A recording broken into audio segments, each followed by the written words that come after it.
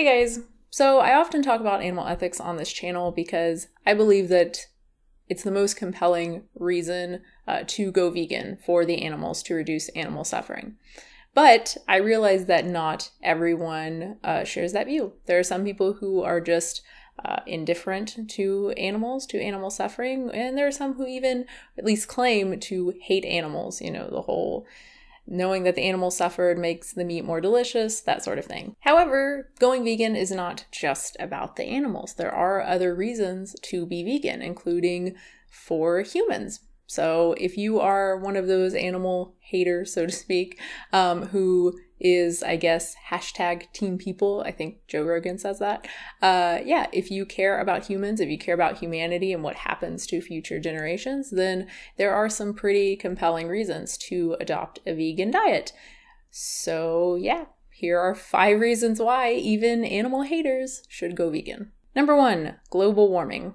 Scientific consensus is the collective judgment, position, and opinion of the community of scientists in a particular field of study. Consensus implies general agreement, though not necessarily unanimity. To use it in a sentence, anthropogenic climate change is scientific consensus. The overwhelming majority of experts, so people who actually understand and study this for a living, they agree that the Earth is warming, and it's warming due to human activity, and it's caused by us releasing more greenhouse gases into the atmosphere faster than they can be broken down or absorbed by the Earth's geological processes and biomass. Chances are pretty good that you are not a professional climate scientist, and so odds are also pretty good that you're not capable of understanding the research, nor do you have the time to read the research. If that's the case, then the rational thing to do is to defer to the experts. Claiming that the scientific consensus is wrong, meaning that the vast majority of scientists are wrong while you know the truth, or your one lone expert knows the truth, or that there's some just massive amount of lying going on and collusion among the scientific consensus, some global conspiracy, it's all pretty crazy. No less crazy than denying the Holocaust or believing that the Earth is flat. Or hollow? That's another one. Or that the moon is a hologram. That's my favorite. And to be clear, vegans aren't quite off the hook here either. So I would say that the vast majority of us, like 99.9999% of us, do believe in climate change. Unfortunately, some do seem to have a penchant for exaggerating the claims when it comes to animal agriculture. One example comes from the makers of the film Cowspiracy. They say that livestock and their byproducts account for at least 51% of all worldwide greenhouse gas emissions. 51% represents one claim from one study, one dubiously conducted study. Even a brief reading shows some instances of double counting. For instance, you can't count the CO2 exhaled by the cows because that CO2 was previously captured by plants in order to feed those cows. Respiration is carbon neutral unless you are proposing to bury all of those crops somehow to capture carbon, and you definitely can't count that and then count the opportunity cost of carbon sinks like forests that would have been there were the fields not. Either you can grow corn and count that carbon capture as an opportunity cost, or you can eschew that option to let the forest grow back and count that carbon capture. Definitely not both. The point is, 51% is not the consensus, and citing that number, it only serves to harm the entire argument and make vegans look like hypocrites. The consensus is more around 15%, comparable to the transportation sector. Maybe it is actually more than that, but we really shouldn't make that claim now without any credible evidence to back it up. What vegans can say is that animal agriculture is the biggest contributor to global warming that we can practically do something about. Choose the vegan options and you can cut your contribution dramatically. If you wanted to cut your contribution by way of transportation, by say riding a bike instead of driving a car, this just won't cut it. As I talked about in my response to the one janitor, a meat eater riding a bike actually gets worse mileage than driving a car because you have to account for the extra calories that this person would be burning, and at least some of those calories would come from meat. You'd have to just sit at home. No bike, no car, definitely no Amazon, and really no buying anything because really everything relies on the transportation sector. I guess if you had a farmer next door to provide you with all of the food that you need, but I mean, even they're probably buying fertilizer. You'd have to be like a subsistence organic farmer living in a bubble. That's insanely unreasonable. Hopefully that makes my point that while animal agriculture isn't the 51%, it isn't the largest contributor to global warming, it is the largest that we can reasonably do something about, something that we can do without completely changing our lifestyles. So what does this have to do about humanity? I mean, we're just talking about the environment after all. Well, of course, we live in this environment, so any effect on the environment could have some pretty dire effects on us. For instance, the World Health Organization and others, they have made some pretty sobering predictions in terms of direct human casualties. Maybe you only care about the people in your own country, but this would touch everybody. Best case, from rising prices for food and other resources. Worst case, wars spill over borders and terrorism gains a real foothold. It can actually be argued, as Bill Nye has, that terrorism is at least partially caused by global warming. It's very reasonable that the recent trouble in Paris is a result of climate change. This water shortage in Syria, there is a water shortage in Syria. This is fact-based. Small and medium farmers have abandoned their farms because there's not enough water, not enough rainfall. And especially the young people who have not grown up there, have not had their whole lives invested in living off the land. Young people have gone to the big cities looking for work. There's not enough work for everybody. The young people who don't believe in the system, believe the system's failed, don't believe in the economy, are more easily engaged and more easily recruited by terrorist organizations, and then they end up partway around the world in Paris shooting people. There are bizarre cases of well-educated Muslims in developed countries turning to jihad, but the socio-economic forces driving the behavior at its roots in the Middle East are hard to dismiss entirely. Rich, highly developed countries will spend exorbitant amounts of money on levees to hold the ocean back or, rebuild entire cities and move them inland. Their people will crank up their air conditioners and continue to buy food, no matter how scarce globally, from countries where people are starving because they just can't afford to buy food anymore. Even if you don't care about the billions of people who will suffer from weather, extreme weather, and resource shortages, these problems will not leave you and yours untouched. People can only be pushed so far under the weight of disparity until they reach a breaking point. Number 2, feeding the world. Let's be clear, we currently produce enough food to feed the entire world's population pretty easily. It just doesn't make it into the right hands because of incredible amounts of food waste and politics, like the anti-GMO rhetoric in Africa, like that people are putting AIDS into the corn. There's not very much that we can do about the political situation aside from being sensible about GMO technology and promoting international aid. Unfortunately, there are some anti-science vegans out there promoting lots of bullshit, lots of fear-mongering lies surrounding GMO, but there are some meat eaters who do the same shit. Nothing about veganism requires people to be anti-science. Just look at vegan GMO. As I talked about in this video, we can do something about food waste, and it really is a huge step in the right direction. Avoiding animal products is a good way to reduce our waste, since the worst waste comes from animal products, and plant foods, even mock meats, tend to be more stable. Diets centered on whole grains and beans are by far the most shelf-stable and the least wasteful. So reducing waste at both the retail and consumer level can be a really great reason to go vegan. But let's say that you raise and kill your own animals, and you cook and eat them immediately, and you use every single piece to completely avoid any waste at the retail and consumer levels. This really doesn't cut it, since waste in animal products goes all the way back to production. It's just a fact of thermodynamics that eating an animal, so converting energy from that animal, which in turn had to eat plants, converting energy from plants, will always be less efficient than eating plants directly. Along every step in trophic levels, energy is lost. You can't do work moving around, eating, breaking down molecules, etc. without loss. The typical rule of thumb in biology is around 10% conversion efficiency, with much lost in respiration, feces, etc. The bottom line is that with ideal farming conditions, the world can sustain about 10 times as many vegans as carnivores. Omnivores are somewhere in the middle, depending on exactly what they're eating, how much of their diet is plants, how much is animal product derived.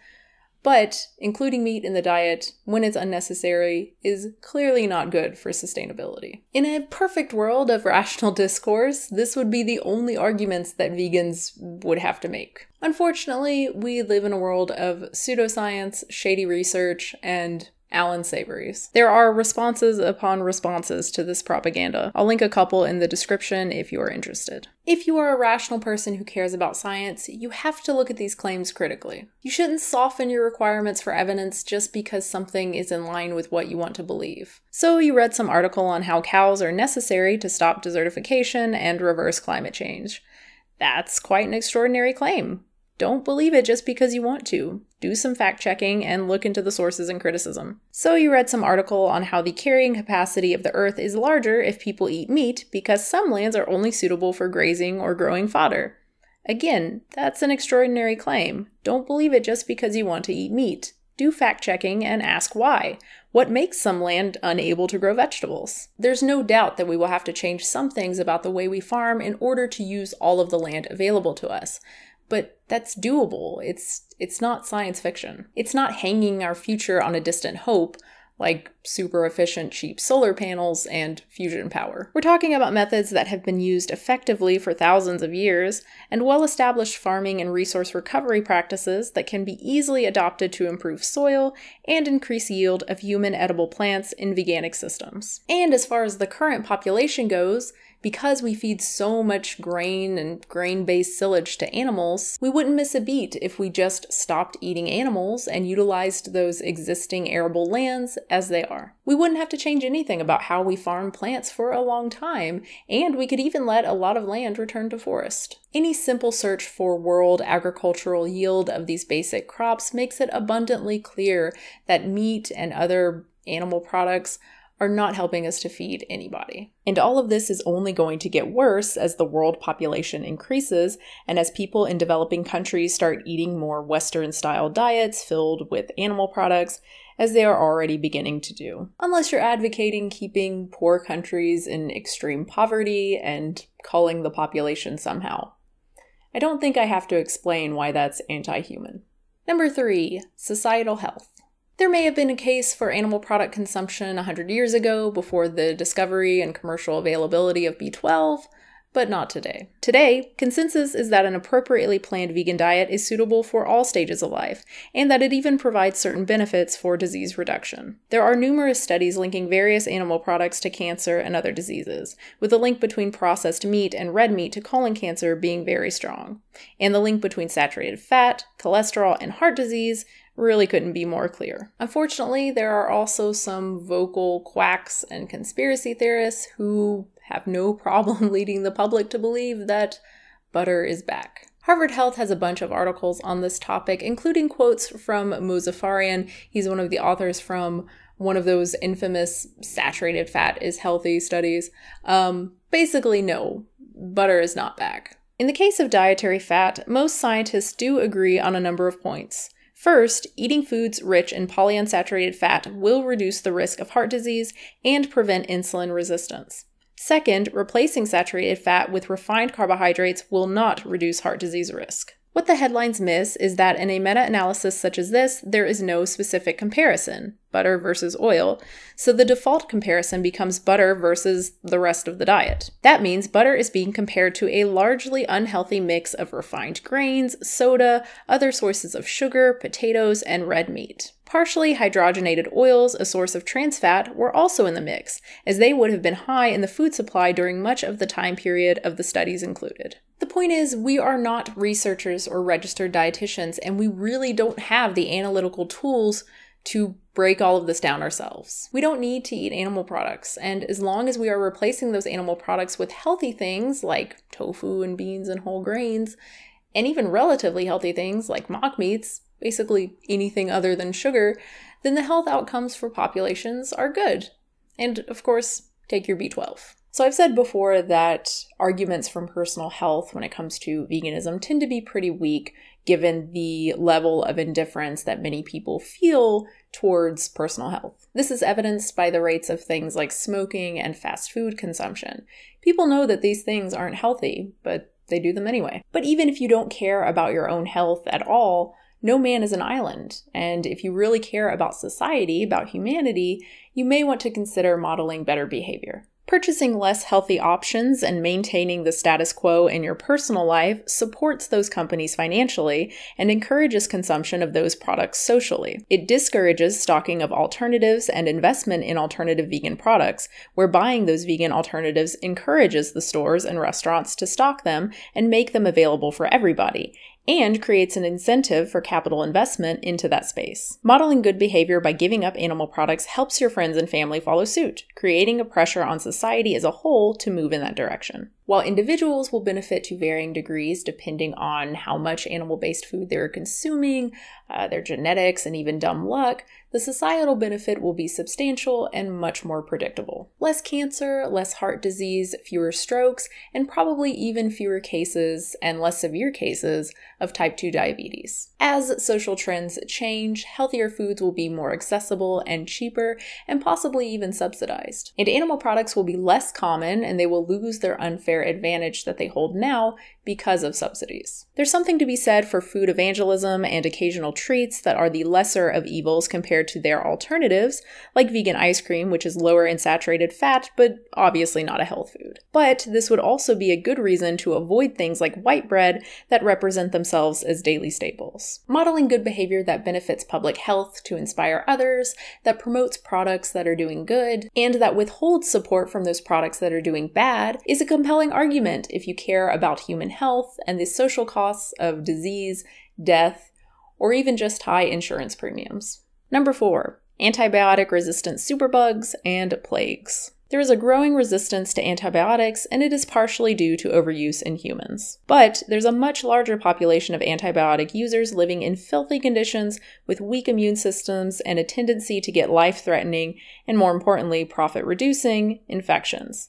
24 billion cows, pigs, sheep, goats, and chickens. To be clear, not all of those animals receive antibiotics, but when it comes to the mass production required to keep up with the demand for animal products in developed countries like the US, this is a staggeringly large petri dish for breeding resistant bacteria. Antibiotics are used more heavily in farm animals than in people. This may be the largest source of antibiotic-resistant bacteria. Drug resistance genes spread more widely and rapidly on farms than scientists ever thought. The agricultural industry says fears are exaggerated, whereas researchers say that companies are endangering public health. Resistant bacteria can reach people through animal products, which are covered in it if they are not handled perfectly, which obviously they are not going to be handled perfectly. That's pretty much inevitable, particularly on a population level. Things like knives and cutting boards and unwashed hands and drippings. The CDC estimates that each year roughly 1 in 6 Americans, or 48 million people, get sick, 128,000 are hospitalized, and 3,000 die of foodborne diseases. It also reaches people through feces-based fertilizer, a good reason to avoid organic food. And it can even be in irrigation water due to runoff pollution from animal farms, which affects all food. This image from the CDC explains it well. Unfortunately, stomach bugs are not the only way that resistant bacteria can harm humans. In fact, resistant bacteria might already be inside you without ever making you noticeably ill, at least at first. Price and his colleagues study strains of E. coli that he calls COPs, colonizing opportunistic pathogens. As he outlined in a 2013 paper, these bacteria most likely get inside people via food, but do not, at first, cause illness. They simply colonize the gut, joining the billions of other good bacteria there.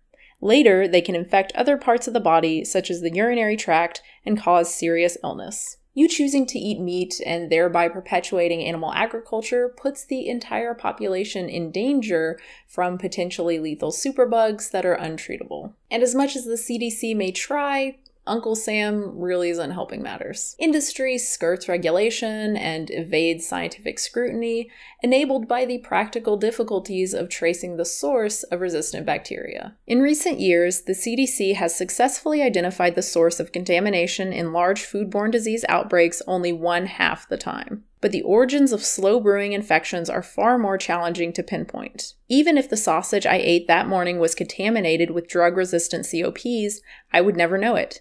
If I got a serious infection months later, I could never prove that it came from this breakfast. I would probably never even think about this breakfast. This is the crux of the problem. It is difficult, if not impossible, to trace resistant infections back in time to their microbial ground zeros. Whatever the reason, the lack of data has made it easier for industry to fight regulations. In 1977, the FDA announced that it was considering banning several antibiotics from animal feed over safety concerns.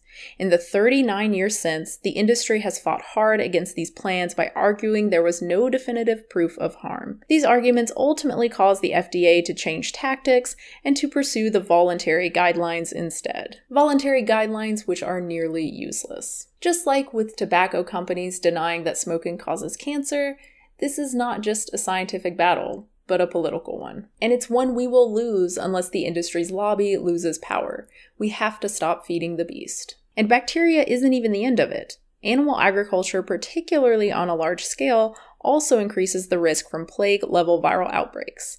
This is something that's independent of antibiotic use. This CGP Grey video explains it well. The more exposure people like agricultural workers have to animals in unsanitary conditions, like farming and rendering, the greater the chance of a new patient zero for an outbreak of a much more severe virus that spreads through the population. Yes, even people who never got anywhere near a farm or a slaughterhouse. This is a very serious problem and one we are very ill-equipped to do anything about. I don't believe in karma, but if humanity is wiped out because of some plague that we caught from exposure to chickens because we couldn't stop farming them by the billions, that would be some pretty serious species-level revenge. And finally, number 5, AI threat. Many popular figures from Bill Gates to Stephen Hawking have expressed concern about the potential for advanced artificial intelligence to threaten humanity, presumably by becoming self-aware, aware of the plague of lesser beings around them, and then wiping us out with no regard for our existential interests. It sounds super far-fetched, I know. At the very least, human-level performance is something that, according to experts, isn't that far off. In 2012, Vincent Mueller and Nick Bostrom of the University of Oxford asked 550 AI experts how soon we should expect high-level machine intelligence, defined as one that can carry out most human professions at least as well as a typical human. The median estimate for a 10% likelihood was 2022, 2040 for a 50% likelihood, and 2075 for a 90% likelihood. Stuart Russell, a professor of computer science at University of California, Berkeley, and co-author of the standard textbook in AI, points out that if the goal of the field is to develop ever more capable artificial intelligence, researchers ought to consider how risky this endeavor is. In particular, researchers should emphasize the social benefits of AI over its capabilities and take care that the systems they create behave as they were intended to behave. As he puts it, we need to build intelligence that is provably aligned with human values. Human values? If the current state is any indication, that may not be terribly comforting. If such advanced AI comes to be, and I have no reason to believe that it won't, it's not clear what its ethics will be like. Maybe it will be completely amoral, as some speculate.